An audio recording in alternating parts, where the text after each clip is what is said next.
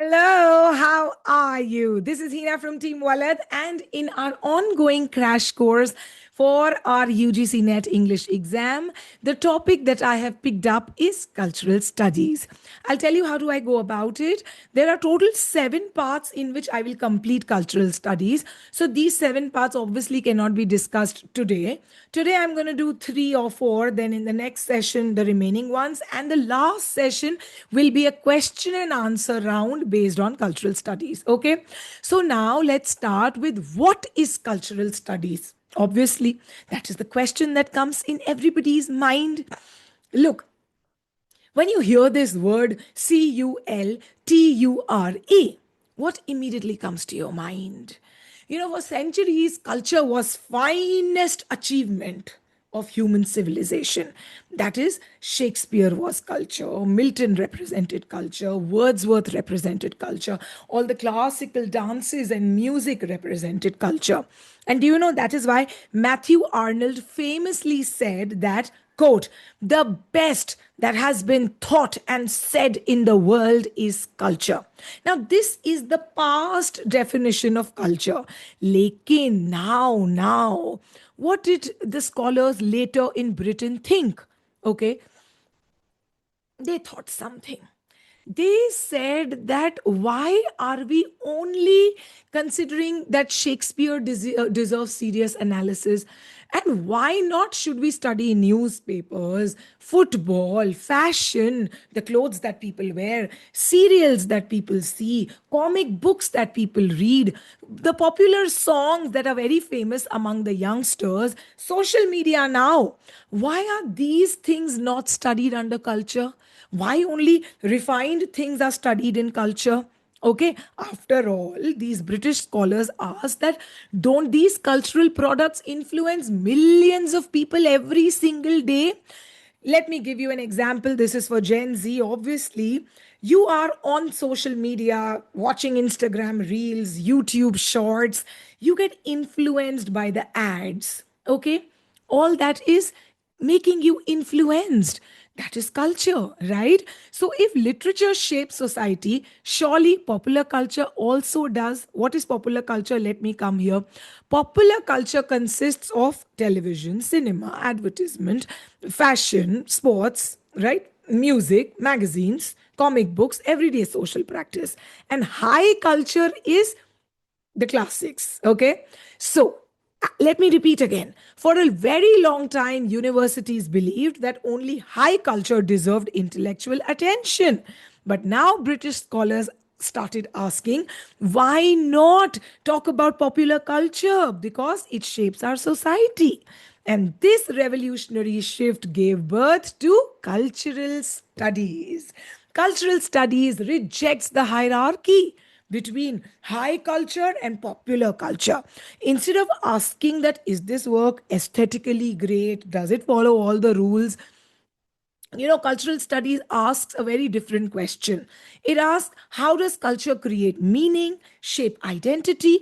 Who controls this cultural production? Whose voices are represented in this culture and whose voices are silenced? And that is why cultural studies is not a single theory. No, it is interdisciplinary field. It borrows from several disciplines or subjects together. For example, cultural studies draws upon Marxism to understand class and ideology. Cultural studies borrows from structuralism and semiotics to understand that how meaning is constructed through language. Cultural studies uses post structuralism to question fixed meanings. Cultural studies uses feminism to analyze gender relations. Cultural studies also uses post colonial theory to study that how race, empire, and colonial representation discusses culture. In fact, cultural studies also draws upon sociology, anthropology, history, political sciences, and media studies. And that is why cultural studies is interdisciplinary. Did you understand? This theory should be very, very important and fixed in your brain. Instead of focusing only on artistic excellence, cultural studies will investigate ideology. Slowly, slowly, you will hear about all the thinkers who spoke about ideology, right? Now, I told you just a while back that British scholars thought that why talk only of high culture? Why not of popular culture? So now, who were these British scholars who actually transformed the scattered ideas related to cultural studies into an organized field of study? They were Triple CS, the Center for Contemporary Cultural Studies, which was established in the year 1964 at the University of Birmingham, UK. Please tell me, where does the real story of cultural studies begin? With the birth of Triple CS in the year 1964 at the University of Birmingham, UK. Lovely. Done with part one here. I told you we'll discuss 7 parts. First part was introduction. What is cultural studies? In part two, we discuss about Triple CS. That is where the birth of cultural studies actually takes place, right? Birth of cultural studies, called as the Birmingham School or Triple CS. As a formal academic discipline, cultural studies is traced back to one institution, that is Center for Contemporary Cultural Studies. Will you remember this? You will. The Birmingham School, that is also what Triple CS is called, it shifted its focus from literature alone to culture as a whole. And therefore, many scholars describe Triple CS as the birthplace of modern cultural studies. Okay, and now discuss about the scholars who are connected with Triple CS. We start with the first director of Triple CS. Who is he? Tell me. Richard Hogarth. याद कर लो, नाम याद कर लो. Richard Hogarth, the first director at Triple CS. First, I'll talk about his book and then we'll discuss about the theory that Richard Hogarth gave. His most important book, called The Uses of Literacy, was published 7 years before the birth of Triple CS. So, when was Triple CS born? 1964 minus 7, 1957. So, The Uses of Literacy by Richard Hogarth, published in the year 1957, examined British working class. Who did the Uses of Literacy examine or talk about? The working class in Britain after World War II. Okay, that is how the shift happened towards mass media, manufactured mass media, how there was a loss of traditional community values in Britain. Okay, and Hogarth actually asked a question that when culture becomes a commodity, what happens to local identities? They get lost. They start losing their values. Why these days? Let me ask you, handloom, hand woven, what should I say? Embroidery is given a lot of importance rather than machine wala embroidery. Why? To preserve our culture, to preserve the local identity of the culture, right? The local communities. बोलते हैं ना, local का vocal, be vocal for local. This is the so important these days. So यही सोचो. This is what Hogarth asked in the year 1957, that because of industrialization, mass production, mass media, what happens to the local identity? It gets lost, right? Yes? Now, this is what we spoke of Richard Hogarth. Now I come to Raymond Williams. Williams expanded the meaning of culture. Hogarth yaad kar liya na, what he helped with. Now we'll talk about Williams, okay? Raymond Williams. If Richard Hogarth helped establish the field of cultural studies, Raymond Williams gave it its philosophical foundation. Williams, in fact, is one of the principal architects of cultural materialism. And you know the most famous statement associated with Raymond Williams? What is it? Culture is ordinary. Culture is ordinary. It is not royal. It only does not belong to the nobility or the clergyman, or only to the like, it does not belong to the elite. Culture is ordinary. Who said this? Culture is ordinary. Raymond Williams. Okay. Culture exists wherever people create meaning. Culture rejects the traditional belief that culture only belongs to museums or concert halls or literary canons. Raymond Williams said that it exists in everyday language that we speak, it exists in the festivals we celebrate, in the family life, in the food that we eat, in the television we see, the education we take, the religious practices we follow, the politics we see every day. In short, culture is embedded in the ordinary experience of everyday life, and therefore, culture is ordinary. Raymond Williams said this. Now talk about the major works of Raymond Williams. Hogarth का major work बता दो, Uses of Literacy, published in 1957. Now talk about the major works of Raymond Williams. First, Culture and Society of 1958.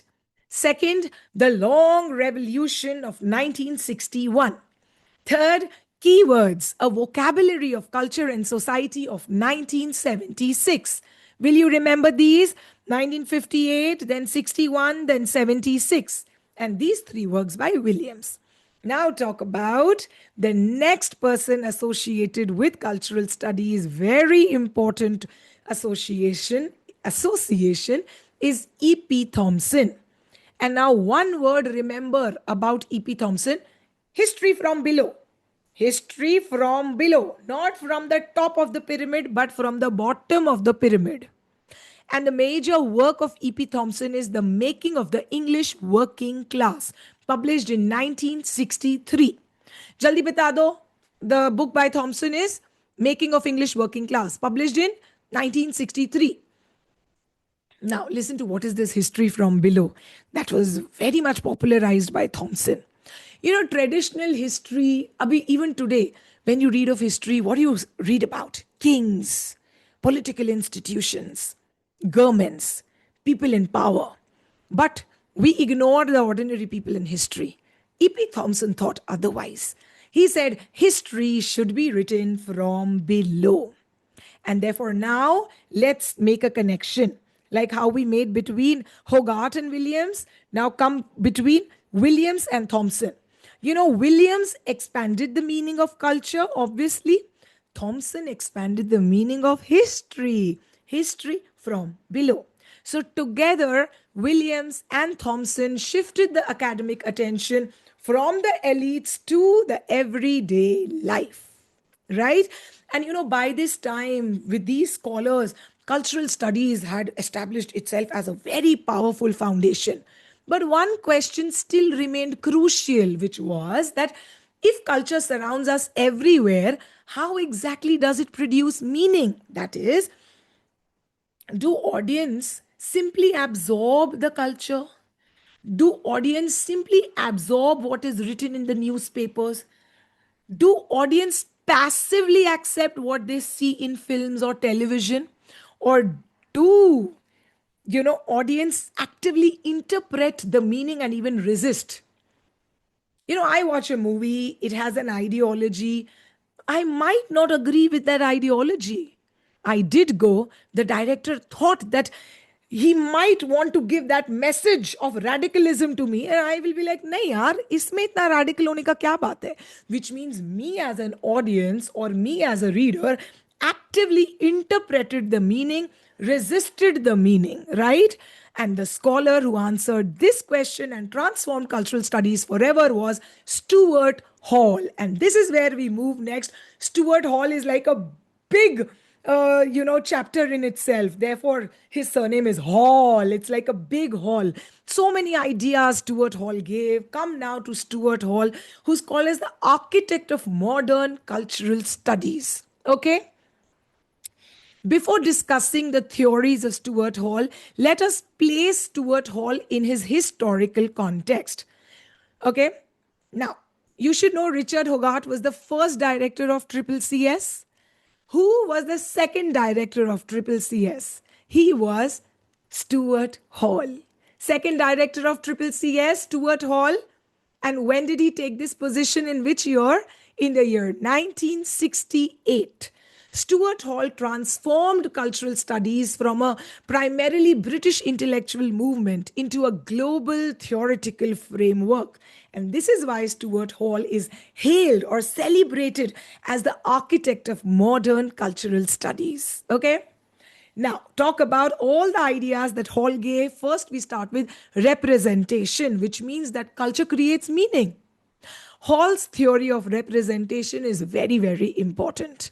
Let me start with a scenario. Every morning, newspaper comes to my house. Okay, there are elections going on, and I order three different newspapers every morning. All those newspapers will talk about election, which is the same event. Event kya hai? Election. Three newspapers are coming to my house, and they use different headlines, different photographs, different vocabulary, and different interpretation of the election. For one newspaper, one political party will sound very important. For another newspaper, another political party will sound very important. So therefore, meaning changes depending on how it is represented. That is called theory of representation, right?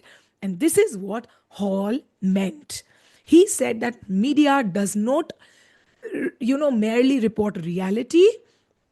Media conducts reality through language, images, symbols, and narratives. And therefore, representation is never neutral. No. Every representation reflects particular assumptions, values, and ideological positions. Let me make it easy for you. Please listen. Cultural studies pays very close attention to representation. Cultural studies asks a question that who is represented and who is excluded? How are race, gender, class, nation, and identity represented in cultural texts? And that is why a book that Hall wrote is called Representation, Cultural Representations and Signifying Practices, published in the year 1997. Let me continue this now. After representation, the second idea that Hall gave is the encoding and the decoding model. This is connected to representation only. Listen now. He proposed this idea in the year 1980. What is the encoding and the decoding? See, representation is done by the newspapers. Okay, that leads to the encoding and decoding. Initially, philosophers and scholars thought that audience तो बड़ी passive है, ऐसे बैठी है, accepting everything that media is giving. Media is sending a message directly from the producer to the consumer. I am accepting it. Read something in the newspaper and I believe in it passively without thinking. Okay, that is what initially the scholars believed. But Hall challenged this assumption. He said, "Nahi, communication is not one way that the producer gives me something and I consume it. You gave me poison, I took it." No, communication is always two-way. It has two stages. First stage is encoding, the second stage is decoding. Example, filmmaker creates a movie and then journalist writes an editorial on that movie. Advertisements show a commercial based on that movie. Everyone wants to encode a certain meaning in their work.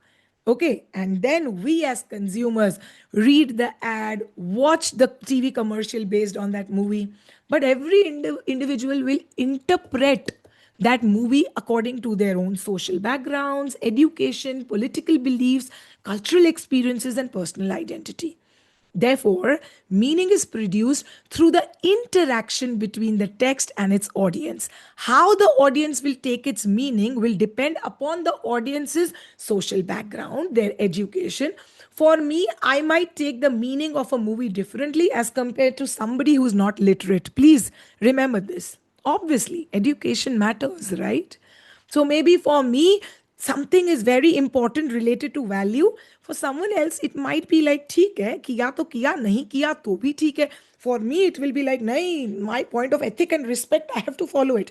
Example, traffic signal, for me, it is like, I have to follow the traffic signal. No, that is a rule. For someone else, it might not be, right?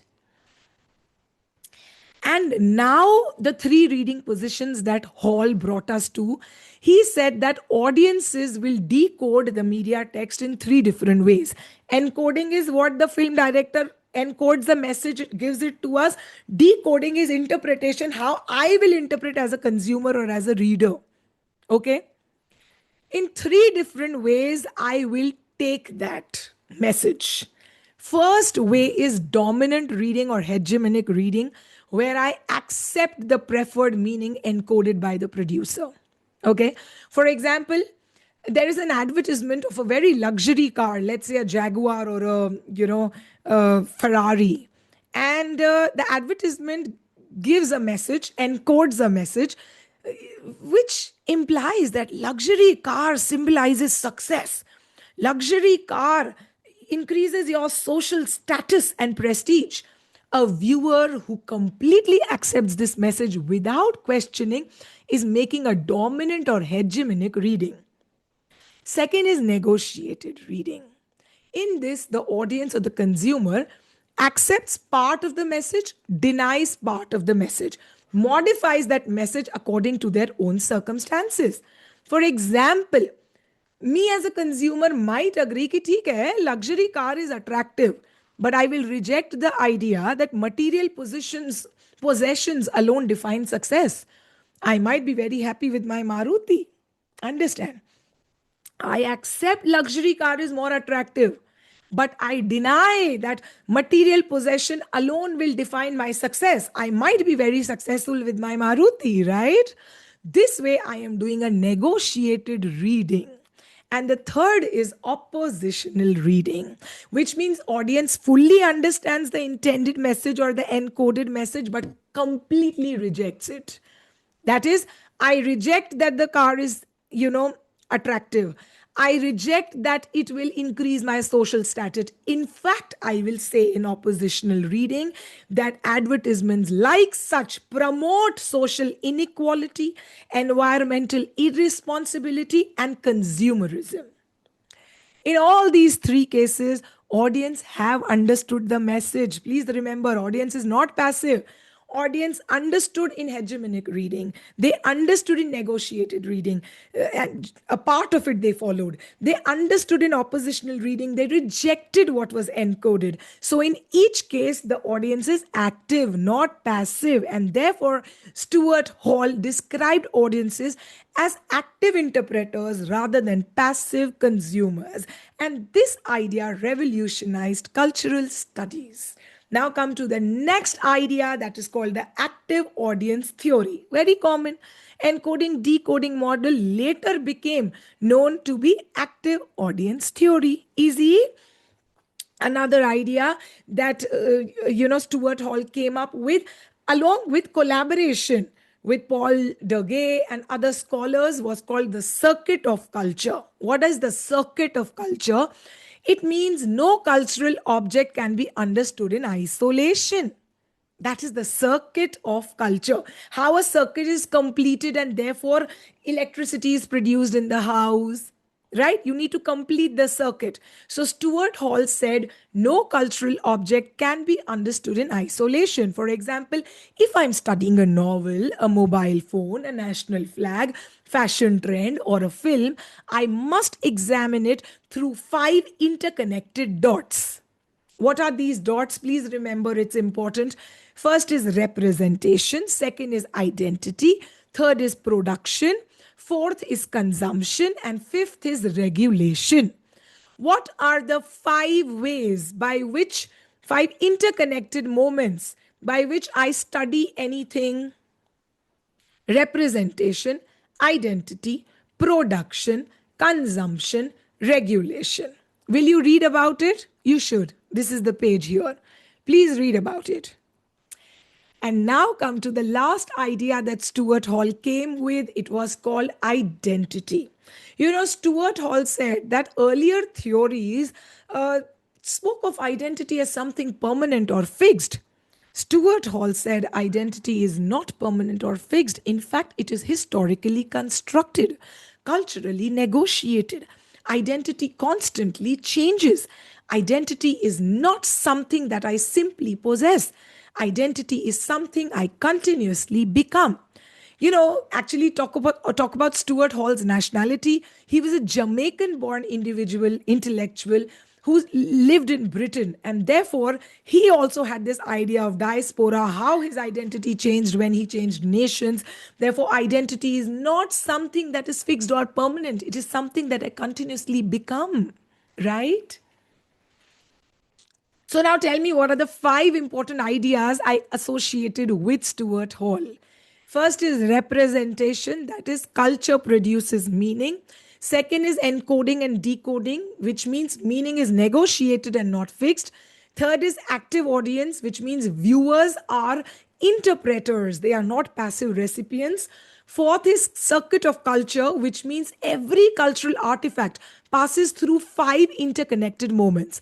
And last is identity, which means identity is culturally constructed and continuously evolving. So nice. Let's move on now. Hall's work raises an important question. If culture produces meaning, who controls this meaning? Why do certain ideas appear natural while others seem radical? Why do some beliefs become like common sense? To answer this question, cultural studies turned to Marxism and Marxist thinkers. Which Marxist thinkers?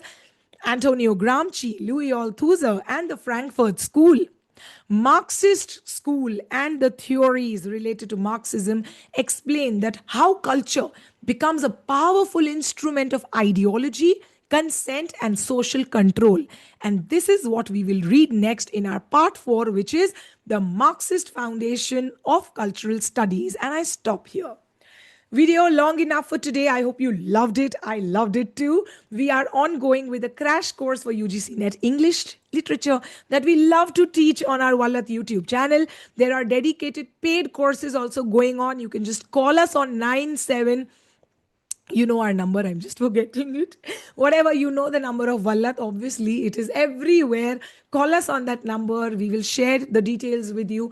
And anyway, the courses on Vallat YouTube channel keep on going on. Please take good use of the material we provide you, study hard. And I know with the Gen Z showing their power and charisma, India is going to a good future, right? We are moving, we are heading in the right direction.